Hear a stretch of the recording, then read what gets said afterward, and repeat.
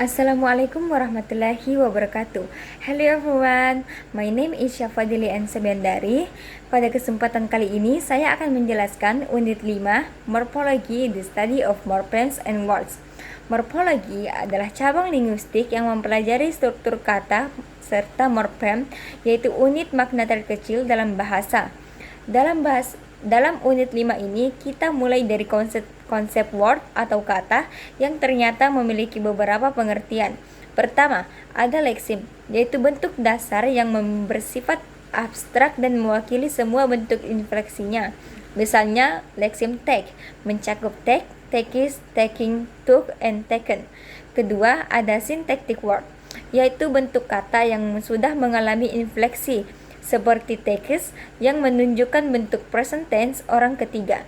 Ketiga, ada orthographic word, yaitu kata dalam tulisan yang dibatasi oleh spasi.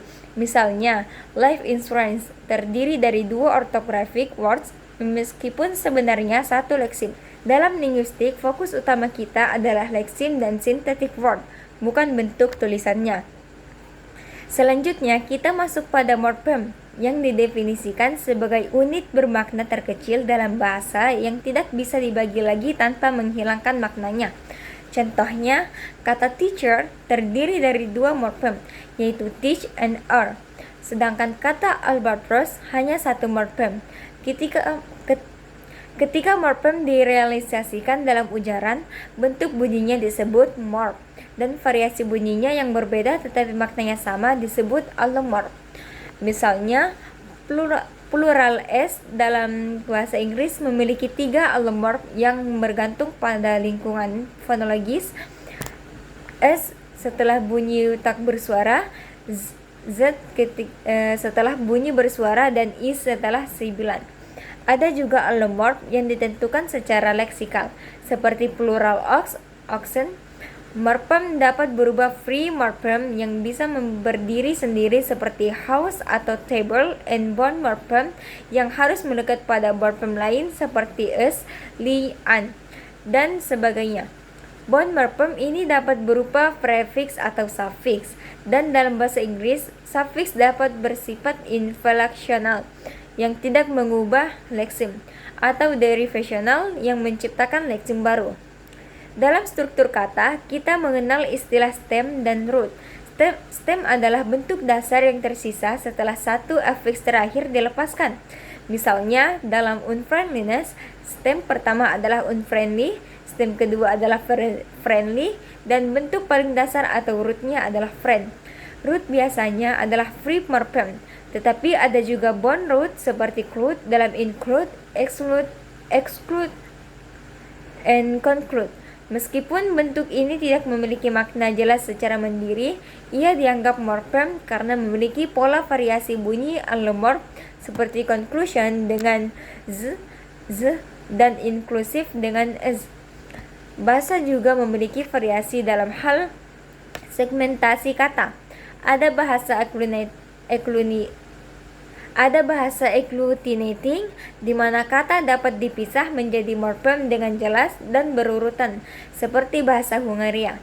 Ada juga bahasa isolating, seperti Chinese Classic, di mana kebanyakan kata hanya terdiri dari 1 morphem. Sebaliknya, functional language memiliki morphem yang menyatu dan sulit dipisah, seperti bahasa Latin atau contoh dalam bahasa Inggris seperti kata took yang merupakan fusi dari morphem take dan masa lampau.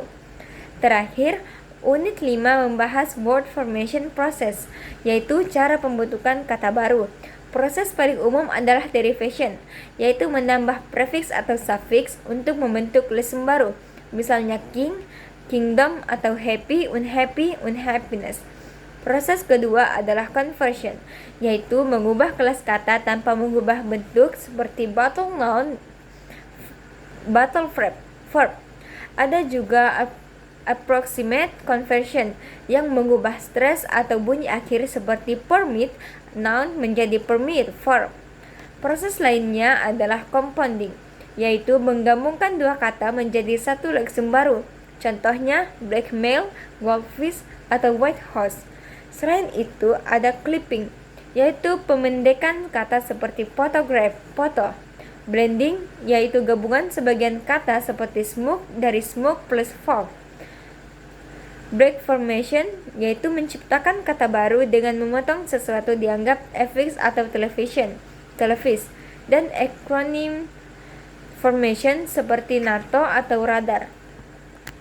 Itulah ringkasan unit 5 tentang morfologi, mulai dari jenis kata, struktur morfem, sampai proses pembentukan kata. Pembahasan ini membantu kita memahami bagaimana kata dalam bahasa Inggris terbentuk, berubah, dan berkembang.